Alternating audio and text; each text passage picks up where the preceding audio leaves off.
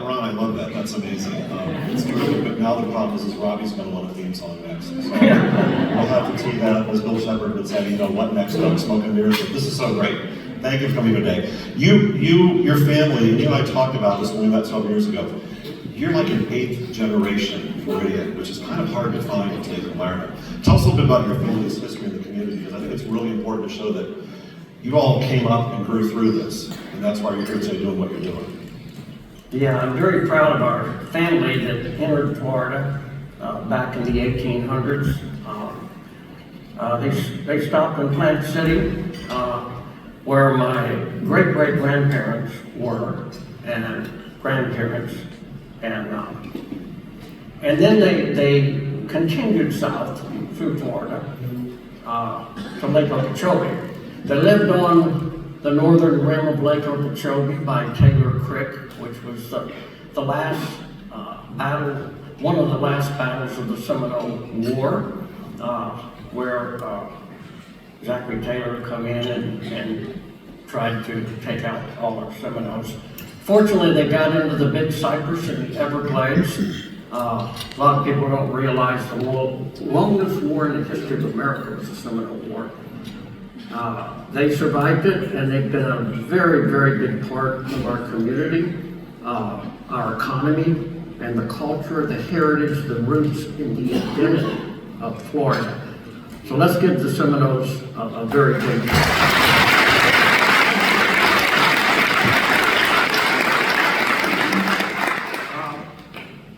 Shortly in the 1930s, a lot of our family left Lake Okeechobee. It had a lot to do with the hurricane that come across Florida in 1928. You may have read about up to 3,000 people drowned. Part of that was my family that fished on the lake for a living. You know, back in those days, it wasn't a world economy. You know, so my family fished on the lake. The fish were brought up Taylor Creek to the railroad and shipped all over America. I had an aunt that was on the lake that ended up being tied to a door at Canal Point and ended up in Moorhaven when the hurricane come across Lake Okeechobee. Very devastating to our family. We ended up in West Palm Beach in about 1930. My mother graduated from Palm Beach High in 1939. I had a great uncle that had Marshall Bait and Tackle. I don't know whether anybody here remembers that, but it was a bait and tackle on blue heron and US 1 back before World War II and before the boom of Florida. We migrated down to Davie, Florida, cowboy town where I was raised, and I was very blessed to have a grandfather who was a game warden. And I remember I'm 3 years old, he puts me in an airboat, and we enter the River of Grass. I'll never forget it. It was the environment, God's landscaping, the wildlife, the sunsets, and I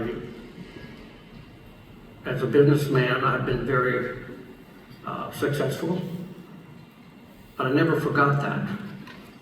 And I'm very blessed to have the resources and to be committed to the people of Florida, being appointed by multiple governors to make sure that Florida has a quality of life into the future and jobs and economical growth. It's a balance.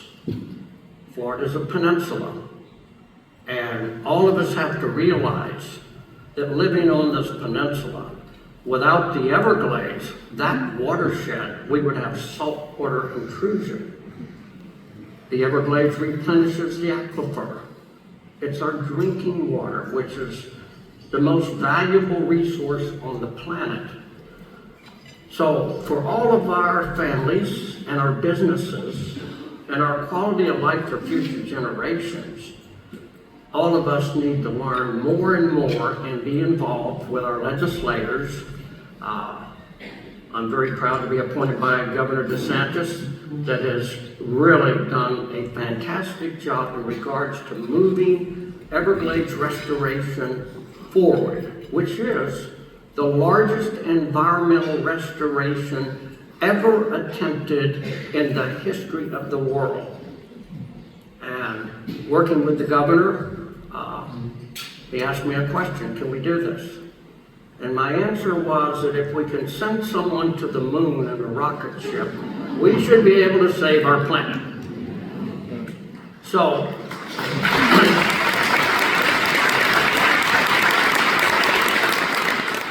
but it's all about we. There's no me's and I's, as we all learn the importance of Everglades restoration and how our future generations can have jobs and economical growth and a quality of life. And I am so honored and so blessed. I love the state of Florida, and we're going to make a difference. And if they don't agree with me, we'll feed them to an alligator and just move on. Be nice to me as You know, Ron, alligator you eat and I you. talked about preservation and conservation, and on many occasions, sitting in your office one day, and I came out there, and which is a great office, a lot of great mementos. It's so cute, and bear. all the different governors, Charlie Crist, all, you got Lawton Childs, they're all been there with you. I told you I saw people when I was on your way to your office tossing cigarette butts out of their car, the lit cigarettes. And I'm like, this is not the 1960s, people. What do you think you're doing? I mean, you just said we all have to work together to do this. You mentioned that when you first were taken into the Everglades, was that the moment you knew in your life at that young age that you had to do something to hang on to the nature that we have here and improve it and make it better? That was the starting point. And as I got older, I started to realize certain things that were going on.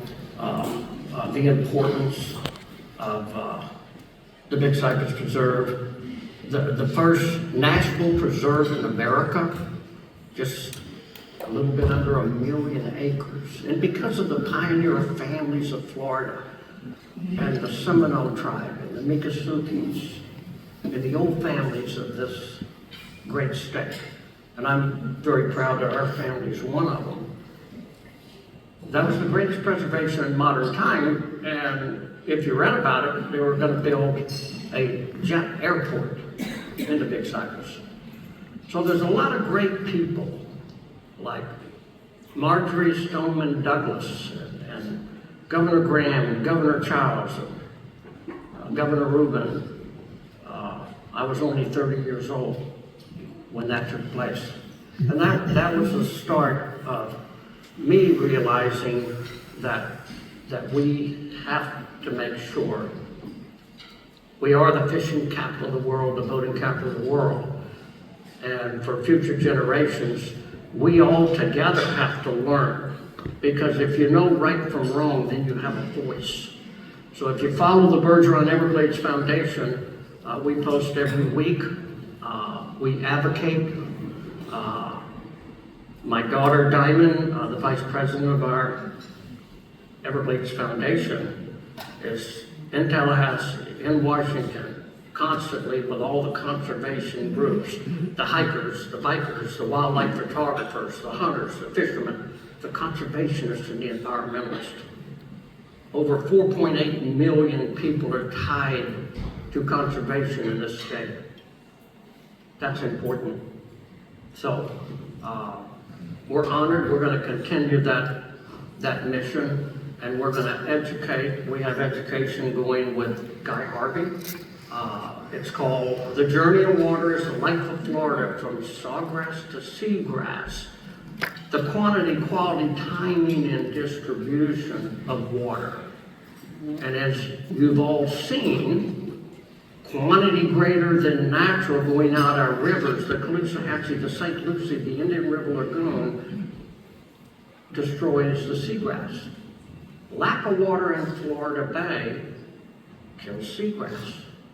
So it's important as we continue to go forward with Everglades restoration that we replumb the Everglades, because back in 1948 when they drew the lines in the Everglades, the half we live on today, that water's being pumped on the half that we chose to save with the same amount of rain as we had 100 years ago. So we didn't drain the half we're trying to save. We're actually, that's why we're building all these reservoirs to store water for water and compatible water from Boston Creek for 200 miles all the way to Florida. So important. Ron, don't you, you and I were talking about this, I was a long child, or who it was at the time. There's a lot of things that when they made those massive developments in Florida, they started blocking the flow of the water. And I think you're spending on blocking that flow to get it back to its natural state, is that correct? That's correct. Yeah, the Everglades was compartmentalized. And Everglades restoration is not only to clean up the quality of water, but the quantity and the timing and distribution of a wetland. You know, a lot of people think more water is a better wetland. Well, that's really not true. It's a very sensitive balance. You know, I always use an example, a wading bird ain't got a 3-foot leg to be able to land in the Everglades, one of the natural wonders of the world.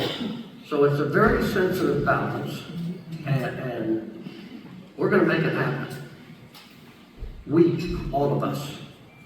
And as we continue on this path, future generations will have a quality of life and business will prosper. You know, the American dream, having a home here in Florida. You know, the state of Florida to me is the most beautiful state in the United States of America. And we're going to keep it that way.